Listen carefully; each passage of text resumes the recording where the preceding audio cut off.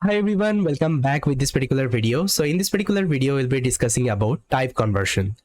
In our previous video, we have seen like how we can use the input function inside Python and how we can take the input from the user.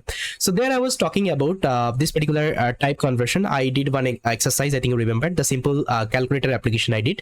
There I was converting our input to the floating number, right? So now let's discuss this particular type conversion in detail, why this particular type conversion is required. And I'll show you some of the example. So this would be very much clear in your mind.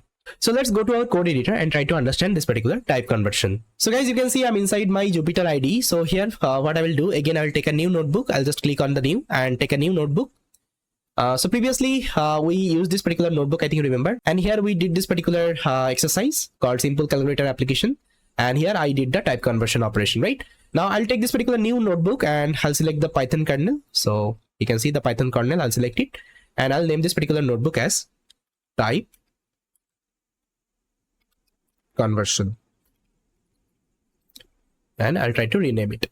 So inside Python, we are having two kinds of type conversion. First of all, let me write down. So one is implicit type conversion, and there is like explicit type conversion. Explicit type conversion. So here implicit type conversion happens internally by Python, and this particular explicit type conversion happens by the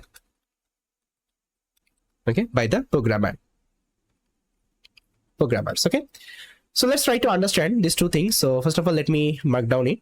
So first of all, let me give you one implicit type conversion example. So let's say if I print this particular statement, let's say print, and inside that if I let's say do 5 plus 5.5. okay, if I print this particular, let's say, statement, so what will be the output? Just try to pause this particular video and try to do the comment. Let's say if I execute this particular program, you'll see that the output would be 10.5. Okay, the output would be 10.5. Now, if I show you one thing here, so let's say if I check this particular type of 5, if I show you the type of 5, you'll see that it's an integer. Now, if I show you the type of 5.5, okay, type of 5.5, it's a float. But whenever you did the addition operation, okay, whenever you did the addition operation of integer and float, by default this particular output would be converted to the floating number. Okay, by default this particular output would be converted to the floating number. So here you are not doing this particular conversion. Internally your Python is doing it.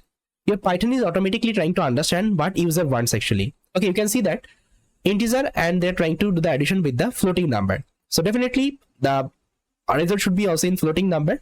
Internally your Python is getting understand this particular statement and it is trying to do the type conversion operation. Okay, so this is called implicit type conversion. Okay, that means it is happens internally with the help of your Python interpreter, right?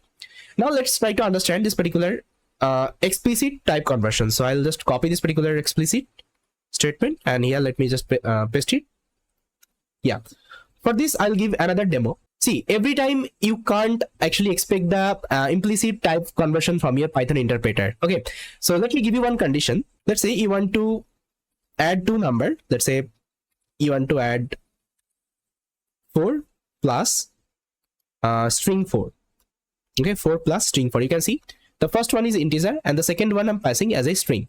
Now if I execute this particular program, you will see that it will throw me one error. It is telling unsupported operand type S for addition, integer and string. That means it is telling you can't add integer and string together. Okay, you can't do it.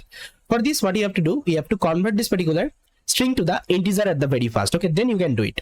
So this is called explicit type conversion. So here internally your Python interpreter is not able to convert this particular data in a integer type. Okay, you have to convert it manually. Okay, so now let me show you how we can solve this particular situation. So here you can simply what you can do, I'll copy this particular print and here I can simply call this particular integer function. I think you remember we are having different function for the type conversion. Let's say you want to convert to the integer, you can call integer. Let's say you want to convert to the floating, you can call float. Okay, that's how you can call different method, different function. Now if I execute, now I'll see that answer should be 8. 4 plus 4, it should be 8. Okay, so this is called actually explicit type conversion inside Python. So there are so many ways you can do the type conversion. Let's say you want to convert string to integer, you can do it. Let's say you are having one number, let's say number is 34, but it is present in a string format.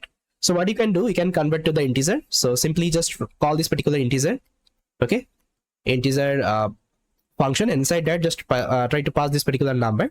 Okay, now if I execute, you'll see that this particular number would be converted to the integer. Now you can also check the type. So again, I can store in a num variable, and now I can print this particular type. Okay, now you see it will be converted to an integer. Now let's say I want to convert this particular number to the floating number. So what I can do, I can take a float function, and now if I execute this particular program, you'll see that it will be converted to the floating number. Okay, now if I also show you this particular number, see, it will become float number. Now let's say you are having one float number. Let's say this particular number you are having, let's say num is equal to, this is your float number. Now you want to convert this particular number to the integer format. Again, you can do it. Just call this particular integer method, integer function, and inside that try to pass this particular variable, and again try to store in a num variable. Okay, now if I execute, and if I show you the type of num, you'll see that it will convert to the integer. Now let me show you. See, it would be converted to the integer. Okay, so that's how we can convert like any data type to any other data type. Okay, but there is one thing actually you have to remember. Let's say whenever you are working with complex data, okay, whenever you are working with complex data, let's say I'll take one complex data. So the complex data would be 4 plus 6j. Okay, let's say this is my complex data. It's fine. So if I show you the type of this particular data, it's a complex data. Okay, it's a complex data. Now let's say I want to convert this particular complex data to the integer. Okay, so what will happen? So let's say I'll call this particular integer, and inside that I'll pass this particular number. And now if I hit enter, you'll see that it will give me one error. It will tell argument must be a string, a bytes like an object, or a real number, not a complex number. That means you can pass any kinds of complex number, okay, to convert to the integer. Okay, to convert to the integer. Same thing will be happen for the float as well. Okay, same thing would be happen for the float as well.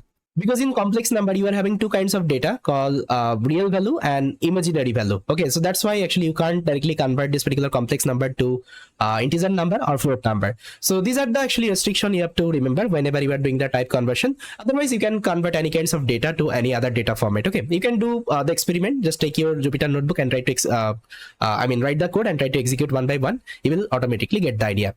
So this is all about the type conversion. I hope it makes sense. What is the type conversion? And whenever I need any kinds of type, okay, if I'm taking any kinds of input from the user and all, that time actually I can use this particular type conversion concept. So yes guys, this is all about from this particular video. So thank you so much guys for watching this video, and I will see you next time.